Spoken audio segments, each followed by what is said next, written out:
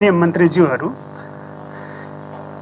राष्ट्रिय योजना आयोगका माननीय उपाध्यक्षज्यू, माननीय सांसदज्यूहरू, सम्मान्य प्रधानमन्त्रीज्यूका मुख्य सल्लाहकारज्यू, श्रीमान मुख्य सचिवज्यू, राष्ट्रिय योजना आयोगका मान्य सदस्यज्यूहरू, श्रीमान सचिवज्यूहरू, सम्मान्य प्रधानमन्त्रीज्यूका सल्लाहकारज्यूहरू, सञ्चारकर्मी मित्रहरू, उपस्थित सम्पूर्ण आदरणीय व्यक्तित्वहरूलाई म वैकुण्ठ अर्याल, सचिव, प्रधानमन्त्री तथा मन्त्री परिषदको कार्यालय हार्दिक स्वागत गर्दछु। अब म सम्मान्य प्रधानमन्त्रीज्यूलाई विशेष सम्बोधनका लागि सादर निवेदन गर्दछु।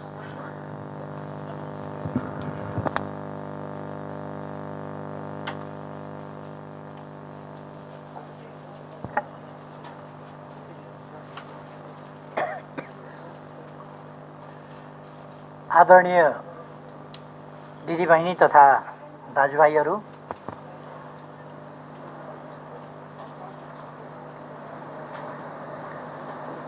सबैमा हार्दिक अभिवादन भन्न चाहन्छु। नमस्कार। सर्वोच्च अदालत संवैधानिक इजलासबाट हिजो असार 28 गते जारी फैसलाले उत्पन्न गरेको विशेष परिस्थितिका बीच म सम्बोधनका लागि यहाँ उपस्थित भएको छु। प्रतिनिधि सभा विघटन सम्बन्धी मुद्दामा आधारित रहेर सर्वोच्च अदालतबाट जे जस्ता फैसलाहरू गरिएका छन् तिनका असर मुलुकको लोकतान्त्रिक प्रणाली, दलीय व्यवस्था र राजनीतिमा लामो समयसम्म रहिरहनेछ।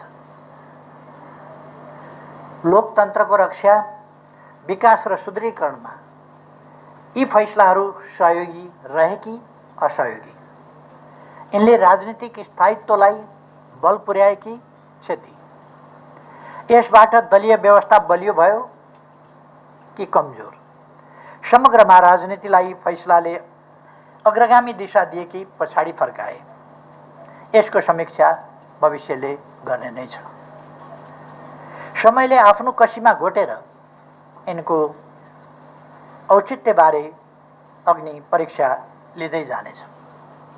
तर संविधानको सर्वोच्चता र विधिको शासनमा विश्वास गर्ने पार्टीका हैसियतले फैसलाको पालना गर्ने विषयमा पार्टी स्पष्ट रहेको कुरा म जानकारी गराउन चाहन्छु।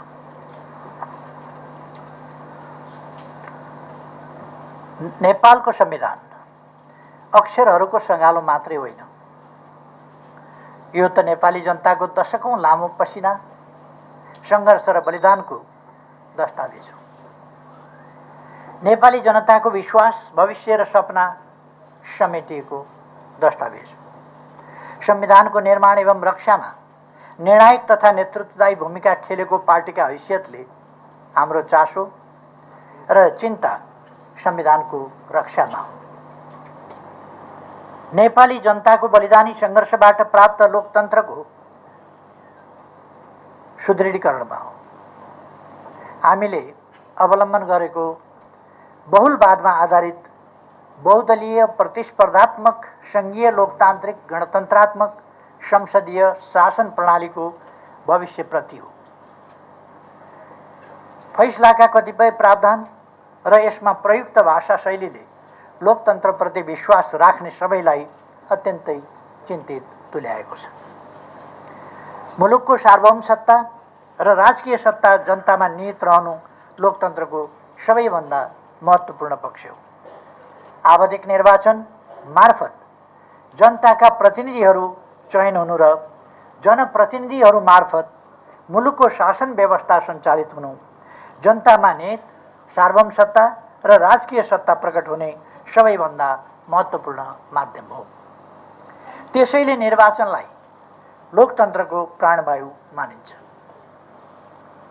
तर ताजा जनादेशका लागि जनतामा जाने निर्णयलाई निरङ्कुश र कानुनको अपव्याख्यामाथि आधारित भएर एवं दलीय प्रणालीको आधारभूत संरचना भत्काएर सरकार बनाउने कुरालाई लोकतान्त्रिक भनेर गरिएको गरिने परिभाषाले लोकतान्त्रिक प्रणालीलाई गलत दिशातिर धकेल्न सक्छ भन्ने कुराप्रति हामी गम्भीर र चिन्तित छौँ।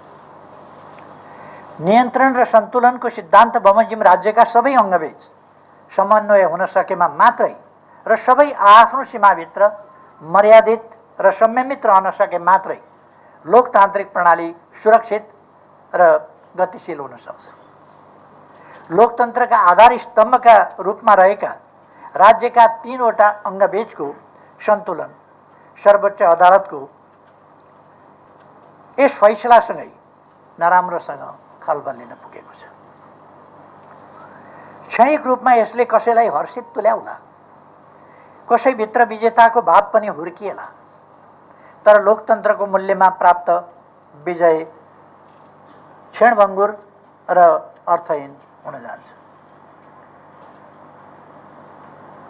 विगतमा पनि यस्ता विजय उन्माद हामीले देखेकै हौँ, तर कालान्तरमा ती खुसीहरू लोकतन्त्र गुम्दाको पीडामा परिणत भएको निकट अतीतको यथार्थलाई हामीले बिर्सन सकेका छैनौँ। 2052 सालमा मनमोहन अधिकारीजीले नेतृत्व गरेको सरकार जब अपदस्थ गरियो, त्यसबेला राजनीतिलाई ट्र्याकभन्दा बाहिर लगियो र यसले गम्भीर दुष्परिणाम ल्याउँछ भनेर मैले टिप्पणी गरेको थिएँ। त्यसपछिका घटनाक्रमहरू, दुष्परिणामहरू राजनीतिलाई आफ्नो कोर्समा जनप्रतिनिधि संस्था वा जनता मार्फत त्यसलाई निरूपण हुन नदिएर अन्त लगियो भने कस्तो परिणाम आउँछ भन्ने कुराको दृष्टान्त हामीले पहिले पनि देखेका छौँ, भोगेका छौँ। हाम्रो चिन्ता राज्यका मुख्य अङ्गहरू बीचको सन्तुलन खलबलिएर लोकतन्त्रको संरचना नै क्षतिग्रस्त होला कि भन्नेमा हो। 8 दशकभन्दा लामो समयदेखि सञ्चालित नेपालको लोकतान्त्रिक आन्दोलनको एउटा महत्त्वपूर्ण माग पार्टी स्वतन्त्रता र बहुदलीय पद्धतिको स्थापना थियो। विचारधारा, दर्शन र कार्यक्रम मिल्ने व्यक्तिहरूको समूह मिलेर दल खोल्न पाउने, त्यस्तो दलहरू आफ्ना कार्यक्रम लिएर जनताका बीचमा जाने र जनताबाट अनुमोदित दल या दलहरूले मुलुकको शासन सञ्चालन गर्ने प्रणाली लोकतन्त्रको महत्त्वपूर्ण विशेषता हो। दलले व्यक्तिलाई उम्मेदवारको रूपमा मनोनयन गर्छ। जनताले दलका घोषणापत्र हेरेर, दलका कामहरूलाई हेरेर, दलका आचरणहरूलाई हेरेर आफ्नो अभिमत प्रकट गर्छ। तर यसरी पार्टीको तर्फबाट उम्मेदवार बनेको र दलको चुनाव चिन्ह एवं घोषणापत्रका आधारमा जनताले विश्वास गरेर निर्वाचित गरेका प्रतिनिधिले सरकार बनाउने बेलामा चाहिँ जो कसैलाई समर्थन गर्न सक्छन्, उनीहरूले जुनसुकै ठाउँमा भोट हाल्न सक्छन्। त्यस्तो गर्दा उनीहरूमाथि कुनै हुइप लाग्दैन, लगाउनु हुँदैन, लगाउन पाइँदैन जस्ता कुरा र सांसदहरू दलका प्रतिनिधि मात्रै होइनन् भन्ने व्याख्याले हाम्रो दशकौँ लामो सङ्घर्ष, दलीय आस्थाका लागि चुकाएको मूल्य र दलीय प्रणालीको आधारभूत प्रस्थापनालाई नै चुनौती दिने काम गरेको छ। एउटै दलका सदस्यहरू सत्ता र प्रतिपक्ष बन्ने यस्तो परिकल्पना कुनै पनि लोकतान्त्रिक प्रणालीले गर्दै गर्दैन। निश्चित व्यक्तिका निश्चित आकांक्षा परिपूर्तिका लागि गरिएको संविधानको यस्तो अपव्याख्याले वस्तुतः संविधानको संशोधन गर्ने काम गरेको छ, पछि फर्किने गरी। हाम्रो लोकतान्त्रिक प्रणालीले भविष्यमा लामो समयसम्म यसले सिर्जना गर्ने राजनीतिक विकृतिहरूको मूल्य चुकाउनु पर्नेछ। राजनीति जब मूल्यहीन ढङ्गले चल्छ, विगतमा पनि 46 सालको आन्दोलन पछि पनि हामीले राजनीतिक विकृतिका विभिन्न स्वरूपहरू देखेका छौँ, जुन कुराको पुनरावृत्ति नहोस् भन्ने हामी चाहन्छौँ।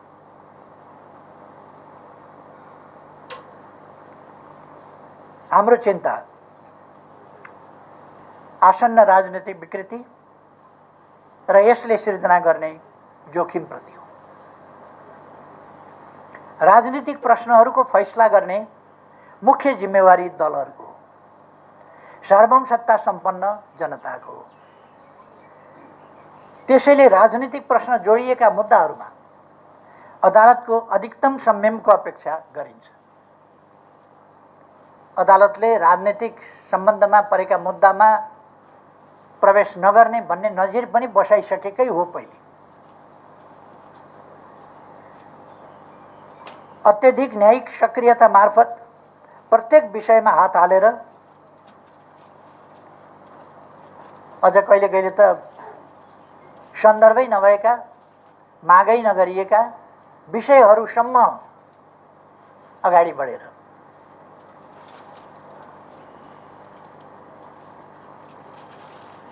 अत्यधिक न्यायिक सक्रियता मार्फत प्रत्येक विषयमा हात हालेर त्यसरी न त गन्तव्यमा पुग्न सकिन्छ, न त्यति ठुलो भारी बोक्ने सामर्थ्य यस्तो निकायमा हुन नै सक्छ।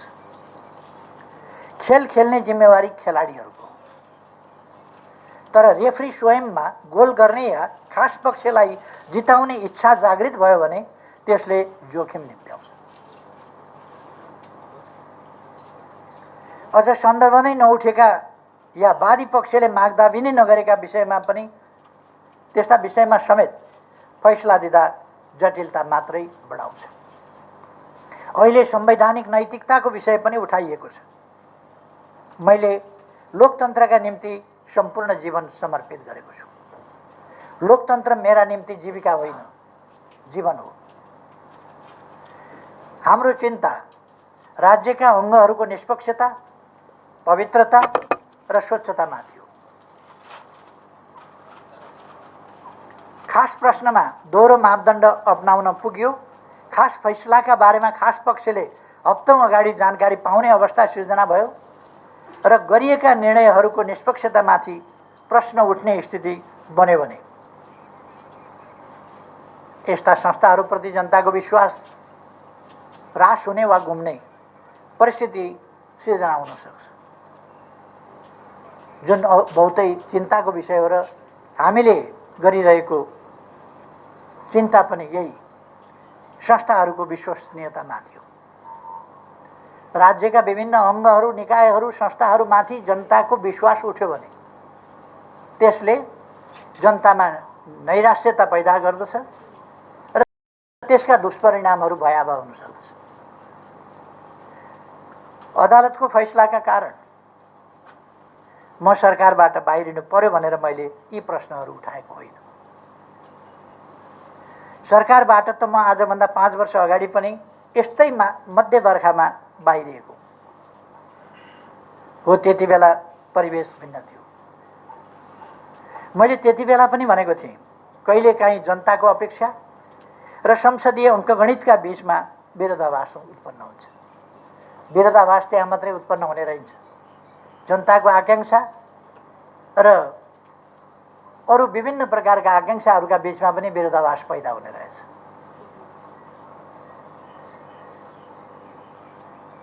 मैले भनेको थिएँ, यो नै समयको अन्त्य पनि होइन। मेरो अटल विश्वास जनतामाथि थियो र आज पनि छ र तिनै जनताको विश्वासबाट त्यसको 1.5 वर्षपछि मैले यो जिम्मेवारी सम्हाल्ने अवसर पाएको थिएँ। आज फेरि जनताको जनादेशले होइन, सर्वोच्चको परमादेशले। जनताको जनादेश त मेरो पक्षमा थियो, परमादेश शेरबहादुरजीको पक्षमा भयो। त्यसकारण सर्वोच्चको परमादेशका कारण मैले सरकारको जिम्मेवारीबाट बिदा लिँदैछु। सरकारबाट बाहिरिनु परेको विषयमा मलाई रत्तिभर चिन्ता छैन।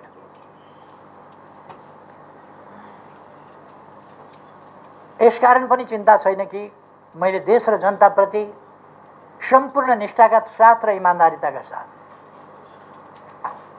देशको समृद्धि, सुशासन, विकास यी कुराहरूलाई ध्यानमा राखेर, जनतालाई सेवा सुविधा पुर्याउने उद्देश्यलाई ध्यानमा राखेर सम्पूर्ण इमान्दारिताका साथ काम गरेको छु र विकासका निम्ति नयाँ नयाँ भिजनहरू दिएर विकासको गतिलाई असाधारण ढङ्गले र अभूतपूर्व ढङ्गले अगाडि बढाएको छु। मेरो नेतृत्वमा देशले चौतर्फी ढङ्गले एउटा विकास, परिवर्तन र रूपान्तरण अनुभूत गरेको छ। जनताले राहत महसुस गरेका छन्। त्यसकारण मलाई आफ्नो कामप्रति खुसी छ, म ढुक्क छु र मलाई यसमा चिन्ता गर्नुपर्ने कुनै कारण छैन। चिन्ता त कुनै व्यक्तिसँग प्रतिशोध साध्न वा कुनै व्यक्तिका आकांक्षा परिपूर्ति गर्न मुलुकको लोकतान्त्रिक प्रणाली, संवैधानिक व्यवस्था र दलीय प्रणालीमाथि जस्तो खेलाची हुँदैछ त्यसप्रति।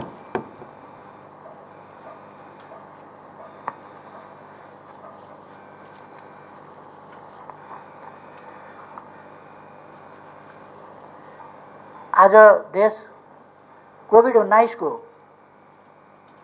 महामारीबाट गुज्रिरहेको छ, जसरी विश्व पनि गुज्रिरहेको छ।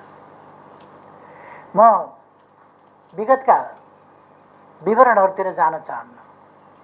कस्ता समस्याहरूको, कस्तो कठिन परिस्थितिको, कस्तो अभावका बीचमा, तयारीहीन अवस्थामा कसरी हामीले सामना गर्यौं र तयारीलाई कसरी अगाडि बढायौं, त्यस सम्बन्धमा सिंगै देश जानकार छ। मैले अहिले दोहोऱ्याइरहनु पर्यो जस्तो लाग्दैन। अहिलेको प्रश्न भनेको खोपको आपूर्ति हो, मूल प्रश्न। अब हामी कोभिड-19 लाई नियन्त्रण गर्ने चरणमा प्रवेश गरेका छौं र हामीले अब सम्पूर्ण नेपाली जनतालाई खोप लगाउने, खोप उपलब्ध गराउने प्रबन्ध गरेका छौं र देश खोप युक्त अवस्थामा सबैलाई पुर्याउने त्यस बाटोमा अगाडि बढिसकेका छ। खोपको माग र आपूर्ति बीचको ठूलो असन्तुलन, खोपको असमान वितरण र खोप राष्ट्रवाद जस्ता असहजताका बीचमा पनि नेपालले कोभिड विरुद्धको खोपलाई तीव्रता दिएको छ। हामी खोपका उत्पादक होइनौँ, तर हामीले छोटो समयमा नै आफ्ना नागरिकलाई खोपको व्यवस्था गरेका छौं र मोटामोटी रूपमा या ठूलो मात्रामा मूलतः यस सन् 2021 भित्र हामीले मूलतः ठूलो जनसङ्ख्यालाई खोप लगाइसक्नेछौँ। केही बाँकी रहला, त्यसलाई पनि लगाउँदै जानेछौँ र अब लगातार खोप लगाएर सम्पूर्ण जनतालाई खोप सुविधा उपलब्ध गराउनेछौँ। हालसम्म पहिलो डोज खोप प्राप्त गर्नेको संख्या 26,11,807 पुगेको छ। दोस्रो डोज प्राप्त गर्ने 9,32,868 पुगेको छ। खरिद गरिएको 50 लाख मात्रा र अनुदानमा 21 लाख मात्रा गरेर 1,31,00,000 मात्रा सुनिश्चित भइसकेको छ। 2 करोड भन्दा बढी मात्रा खोप खरिदको प्रक्रिया टुङ्गो लागेको छ। आगामी केही महिनाभित्रै सबै नेपालीहरूले खोप पाउने सुनिश्चित आधार तयार भएको छ। प्रतिकूल अवस्थामा पनि कोभिड महामारीका विरुद्ध प्रभावकारी लडाईँ सञ्चालन गरिएको छ। मैले धेरै भनिरहनु पर्ला जस्तो लाग्दैन।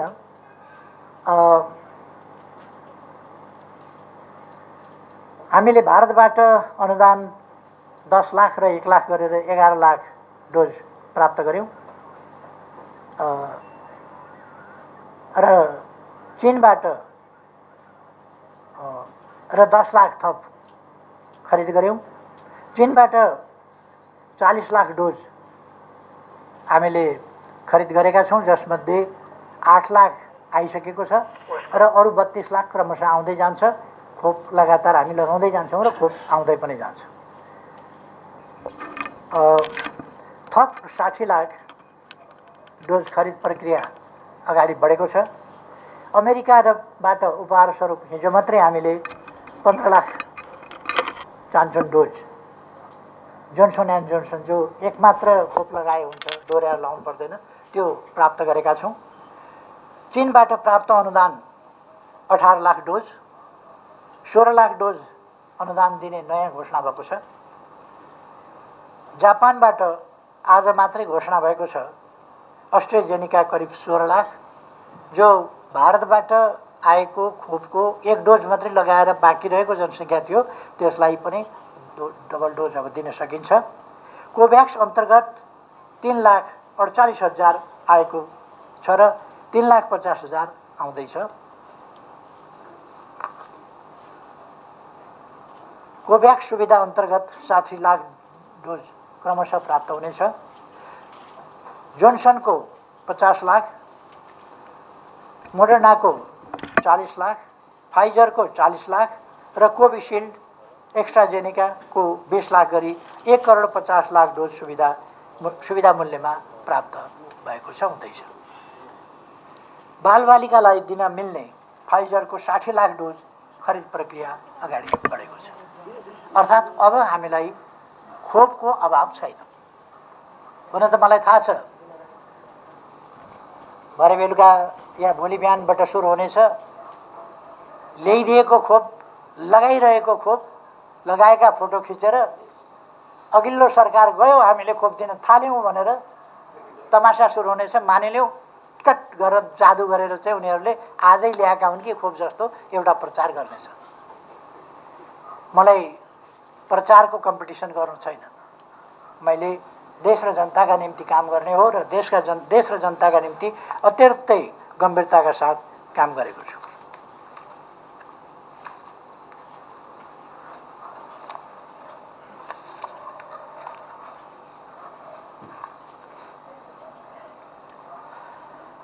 खोपको सम्बन्धमा मैले अरू धेरै केही भनिरहनु पर्ला जस्तो लाग्दैन।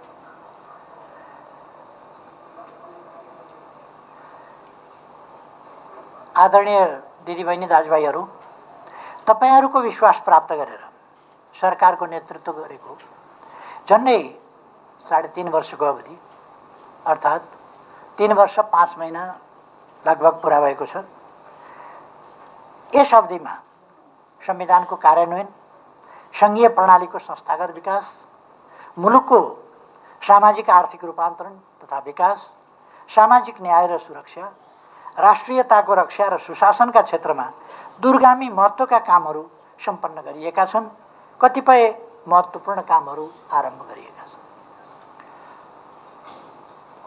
राजनीतिलाई केवल सुविधाको, भागभण्डाको, सुविधा र सत्तारोहणको विषयका रूपमा बुझ्ने बुझाउने गरिएको हाम्रो जस्तो परिवेशमा मलाई मुलुकको विकास, समृद्धि, जनताको हित र राष्ट्रियताको सुदृढीकरण एवं सुशासनमा केन्द्रित गर्ने गरी नयाँ दिशा दिनु सहज थिएन। यसो गर्न खोज्दा मैले पटक पटक आफ्नै भित्र र बाहिरबाट सिर्जित अवरोध, घेराबन्दी र षड्यन्त्रको सामना गर्नु पर्यो। सरकारलाई काम गर्न नदिने, सरकारलाई असफल बनाउने, सरकारले गरेका कामहरू ओझेलमा पार्ने, उपलब्धिहरू ओझेलमा पार्ने, नकारात्मक ढङ्गले जुनसुकै कुरा पनि चित्रण गर्ने प्रवृत्तिहरूको शिकार हुनु पर्यो। त्यो बाहिरबाट मात्रै होइन, आफ्नै भित्रबाट समेत शिकार हुनु पर्यो। ती सबको सामना गर्दै हामीले गरेका कामहरूले मुलुकमा समृद्धिको बलियो आधारशिला भने खडा गरेका छन्। यस अवधिमा नेपालको संविधान पूर्ण कार्यान्वयनमा आएको छ। यसका लागि 50औं कानुनहरूको निर्माण र 100औं कानुनहरूको परिमार्जन गरिएको छ। झन्नै शून्यबाट सुरु गरेर सङ्घीयतालाई संस्थागत र सुदृढीकरण गरिएको छ। आवश्यक कानुनहरूको निर्माण, कर्मचारीहरूको विन्यास, वित्तीय हस्तान्तरण, भौतिक पूर्वाधारहरूको निर्माण र अन्य आधारहरू तयार गरेर तीनै तहका 761वटै सरकारहरूलाई पूर्ण रूपमा सक्रिय र कामकाजी बनाइएको छ। संविधान जारी भएको छोटो अवधिमै सङ्घीयताको सफल कार्यान्वयनमा नेपाल अग्रस्थानमा स्थापित भएको छ। पृथकतावादी अभियान चलाइरहेको समूह उक्त बाटो छोडेर राष्ट्रिय अखण्डताको पक्षमा उभिन आइपुगेको छ। हिंसाको बाटो हिँडिरहेका समूह हिंसा परित्याग गर्दै आफ्ना सबै राजनीतिक गतिविधिहरू शान्तिपूर्ण ढङ्गले सञ्चालन गर्न सहमत भएका छन् र शान्तिपूर्ण राष्ट्रिय राजनीतिको मूलधारमा समावेश भएका छन्। संविधानको स्वीकार्यता, सर्वस्वीकार्यता स्थापित भएको छ। मुलुकलाई हिंसात्मक द्वन्द्वबाट मुक्त गरिएको छ र पृथकतावादलाई अन्त्य गर्दै राष्ट्रिय अखण्डतालाई सुदृढ गरिएको छ। संविधानसँग असहमत सबै समूह संविधानको पक्षमा उभिन आइपुगेका छन्। अर्थात् यसबीचमा राष्ट्रका प्रमुख राजनैतिक समस्याहरू, वास्तविक समस्याहरू समाधान गरिएको छ। मैले माथि नै भने पृथकतावाद सम्बन्धी, हिंसा सम्बन्धी, संविधानको सर्वस्वीकार्यता सम्बन्धी जुन राजनीतिक समस्याहरू थिए ती समस्याहरू